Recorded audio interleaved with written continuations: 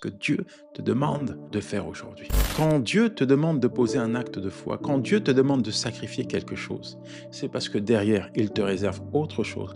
Et ce que Dieu te réserve est plus grand. Accroche-toi à Dieu. Ne t'accroche pas aux dons.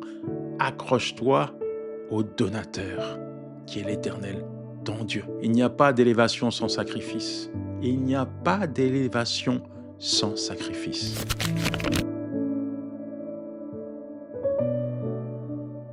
Hello, hello mon ami, bienvenue sur ma chaîne YouTube, l'endroit où les vies sont challengées, bouleversées, métamorphosées. Et on pourrait y aller encore et encore. Enfin, on est là, on parle encore de ce livre, La décision d'une seconde, un livre tellement impactant, tellement enrichissant.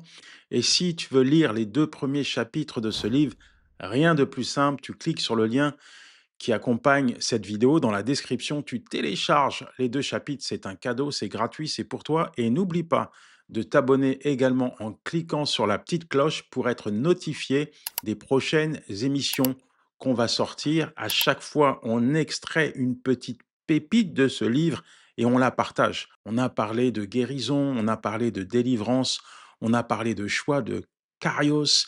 Et là, on va parler du passé, du présent, du futur et des choix que Dieu nous demande de faire pour aller plus loin, plus haut avec lui. Tu es la somme de tous les choix que tu as fait dans ta vie et tu dois être peut-être satisfait, peut-être insatisfait, mais la bonne nouvelle, c'est que c'est pas fini. Par contre, il y a une chose que tu ne dois pas faire, c'est regarder en arrière.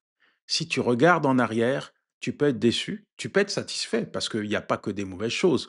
Peut-être que dans ton passé, tu as rencontré ton mari, ton épouse, vous êtes mariés, du moins ta future épouse, vous avez fondé un foyer, tu as travaillé pour construire une carrière, un business, je ne sais pas, tu as peut-être fait des belles choses et c'est très bien. Mais c'est aujourd'hui qui compte. Pourquoi? Parce que c'est aujourd'hui que tu décides pour demain. Il y en a qui pensent que leur futur est dans le passé, mais il y a peut-être des zones qui t'amènent à être nostalgique. Moi, j'ai le regret de te dire que ton passé est dépassé. Ton passé, il est fini. Le passé, c'est terminé. Il est enterré. Il n'y a plus d'avenir dans ton passé. Et ça, il faut que tu le réalises. Ce qui est bien avec Dieu, c'est que lorsqu'on regarde sa parole, on s'aperçoit que même lorsque des gens marchent et qu'on a l'impression qu'ils sont bénis, Dieu leur réserve encore des surprises. Pourquoi? Parce qu'il nous appelle à marcher de gloire en gloire. Il y a des choses que tu vas expérimenter et tu penses que tu es arrivé au paroxysme de ce que tu peux expérimenter avec Dieu. Mais non. En fait, quand tu poses un acte de foi, tu vis toujours ce que j'appelle le plus de Dieu. Pourquoi? Parce que Dieu fait toujours au-delà de tout ce qu'on imagine, de tout ce qu'on pense. Pour toi, un et un, ça fait deux. Mais avec Dieu, c'est pas ça. Quand tu poses un acte de foi, tu vis ce que j'appelle le plus de Dieu. Et puisqu'on parle de foi et d'actes et de décisions, on va simplement prendre un personnage de la Bible parce que je pourrais mettre en avant des personnages, mais on va les garder pour une d'autres émissions. Je pourrais te parler de Lot, de sa femme, pourquoi elle a regardé en arrière, qu'est-ce qu'il y avait à Sodome et Gomorrhe d'intéressant pour elle.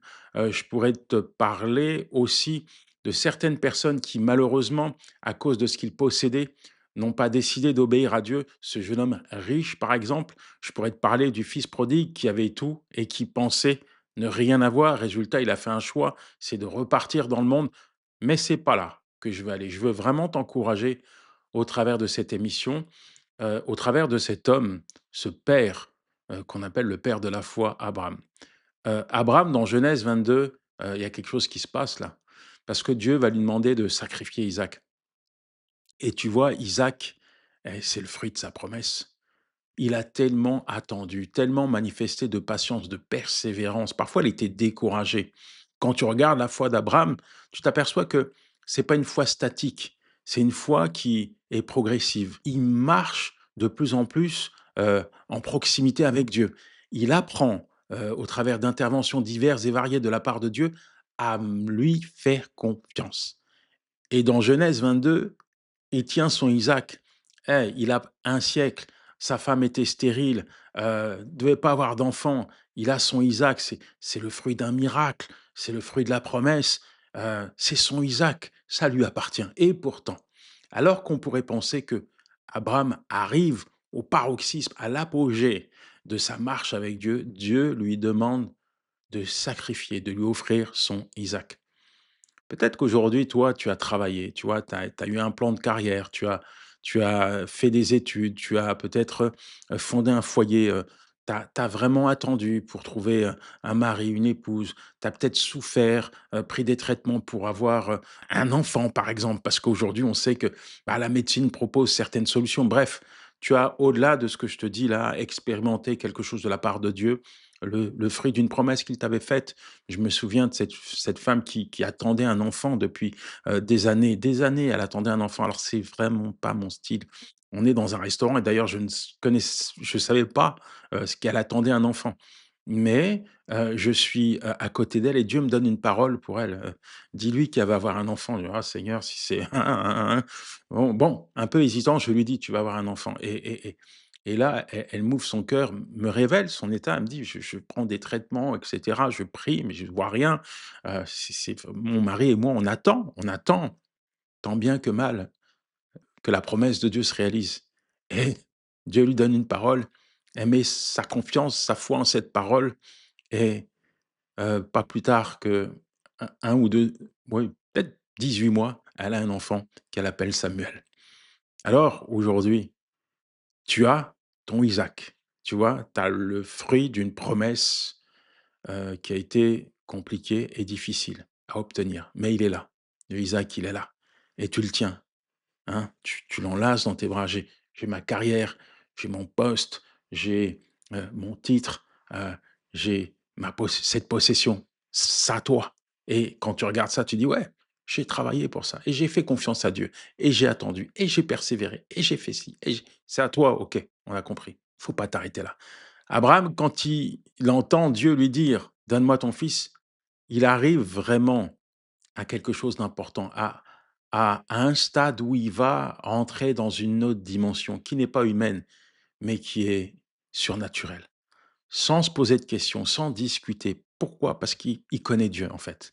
Il n'a pas besoin de discuter avec Dieu parce qu'il sait, au fond de son cœur, que Dieu est le Dieu des miracles. Il est convaincu que même s'il offre son Isaac en sacrifice à Dieu, Dieu est capable de le ressusciter. Il était certain que Dieu était capable de ramener à la vie Isaac. Une telle dimension, une telle foi, qu'il va dire à ses disciples, ses serviteurs, on va monter, on va adorer et on va redescendre.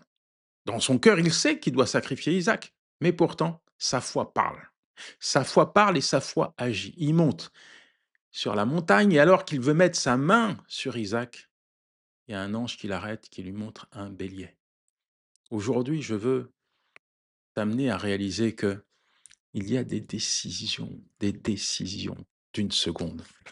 En une seconde, un choix, une décision peut changer, transformer, bouleverser notre vie tout entière. Tu as peut-être ton Isaac là, mais je te le dis, Dieu veut t'amener plus loin. Dieu veut faire plus. En tant qu'enfant de Dieu, tu n'es pas appelé à vivre, à expérimenter des choses naturelles. Non, tu es appelé à évoluer dans un monde surnaturel. Tu vois Dieu agir dans chaque facette, dans chaque sphère de ta vie. Et c'est dans cette dimension que Dieu va t'amener. Alors, question pour toi, qu'est-ce que Dieu te demande de faire aujourd'hui? Aujourd'hui, il y a des gens, ils veulent tout sans effort. Aujourd'hui, il y a des gens qui pensent que ils vont monter sans sacrifier. Mais non, faut pas faire partie de ces gens-là. Quand Dieu te demande de poser un acte de foi, quand Dieu te demande de sacrifier quelque chose, c'est parce que derrière, il te réserve autre chose. Et ce que Dieu te réserve est plus grand que ce que tu lui donnes. Ce que Dieu te réserve est toujours plus grand que ce que tu lui donnes. Il va dire à Abraham, puisque tu n'as pas refusé ton fils Isaac, je vais te bénir. Non seulement je vais te bénir, mais je vais multiplier ma bénédiction. Non seulement je vais te donner une descendance, mais je vais multiplier ta descendance. Oh, au point où tu pourras même pas la compter. Et toutes les nations de la terre seront bénies en ton nom. Aujourd'hui, on appelle Abraham le père de la foi. Le père de la foi. Qu'est-ce que Dieu te demande de faire?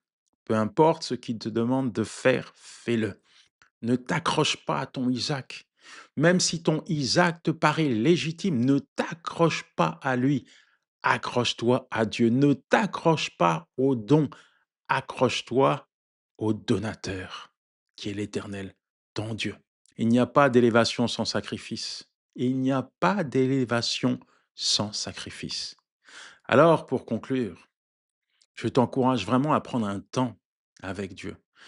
Il y a forcément des choses qui te demandent de faire, même si ça te paraît inimaginable. Ma parole pour toi, c'est fais-le. Fais-le parce que ce sera l'assurance pour toi de voir Dieu. Non seulement répondre, non seulement agir, mais pourvoir. Dieu pourvoira de manière spectaculaire, comme il l'a fait pour Abraham. Abraham ne s'attendait pas à voir un bélier, et quand il l'a vu, il a dit, ah, ce lieu, c'est l'Éternel qui pourvoit. Le Yahvé, j'irai. Alors vas-y, fais-le, fais-lui confiance, et tu verras Dieu agir. Fais-lui confiance et tu ne seras jamais, jamais déçu. Alors vas-y, fais-le. Seigneur, merci pour ton enfant. Merci parce que tu parles à son cœur. Merci parce que tu lui permets de renoncer afin d'être élevé par ta main. Merci parce que tu lui permets, Seigneur, de comprendre et de discerner ta volonté pour sa vie. Et je sais que tu as des plans, des projets faits pour lui. Éternel, mon Dieu, viens lui donner un mot, une parole. Viens le convaincre, Seigneur, de la véracité, de la direction que tu veux qu'il prenne, afin qu'il puisse entrer dans tes projets parfaits. Dans le nom de Jésus, je t'ai prié. Amen, amen et amen. Mon ami, n'oublie pas que les 2 premiers chapitres de ce livre sont dans le descriptif de cette vidéo. Tu les télécharges, sont pour toi, c'est un cadeau. Si tu vas plus loin, tu peux cliquer sur le lien direction ma boutique. Tu peux acheter ce livre pour toi ou pour quelqu'un. Et également, abonne-toi à ma page pour être informé des prochaines vidéos qui vont sortir. Quant à moi, je te dis à bientôt. Ciao, c'était Yanis Gauthier.